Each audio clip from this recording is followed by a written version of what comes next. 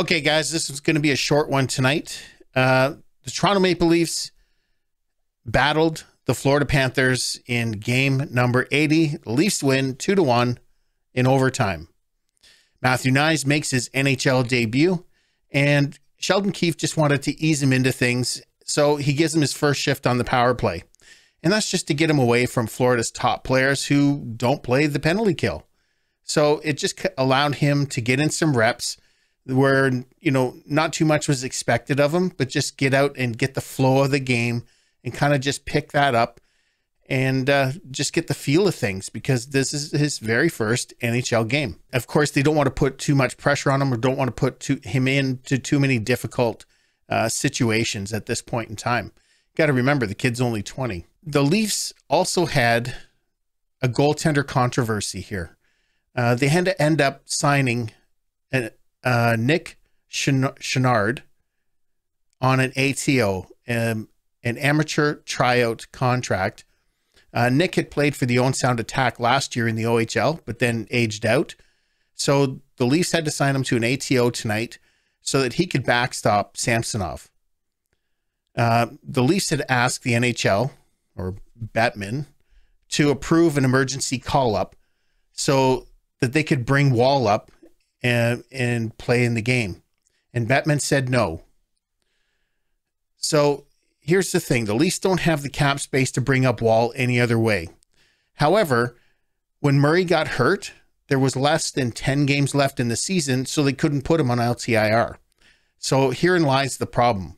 If they were able to put Murray on LTIR, there wouldn't be any issues at all.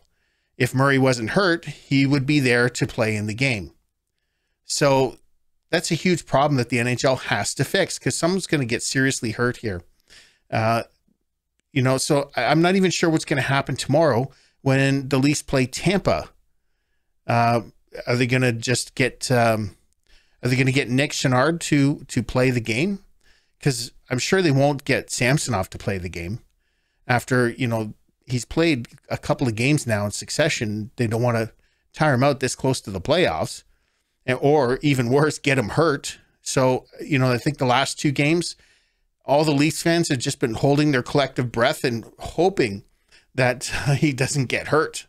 That was the main thing, especially that scare we had the other night against the Canadiens on Saturday, where it looked like he had tweaked either a groin or a knee. And that just, everyone was holding their breath, hoping to God that it wasn't an injury. Samsonov looked great tonight, but again, we don't need to take any chances.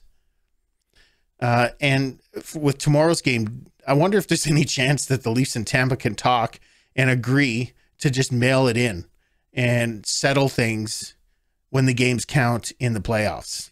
I don't know. It could go one of two ways. Either it would be a message sending game, or it would just be one of those mail it in type of games and just let's battle it out in the playoffs when every game counts. Because the last thing each team wants is for someone to get injured on a nothing game. And Tampa's got a few injuries right now as well. So they really need their players to be healthy. The Leafs need their players to be healthy. And if the Leafs goaltender went down, that would be a huge blow, because I don't think Wall can push through and be the number one through the entire playoffs. It's not going to work. So that issue with calling up an emergency goaltender and have it being, from the minors, that has to be solved, because, Murray was hurt with less than 10 games, like I said. Otherwise, he would have been on an LTIR in order to bring Wall up. That's a huge issue. So I have no idea what the Leafs are going to do tomorrow in that Tampa game, or even on Thursday when they play New York Rangers. So we'll just have to wait and see.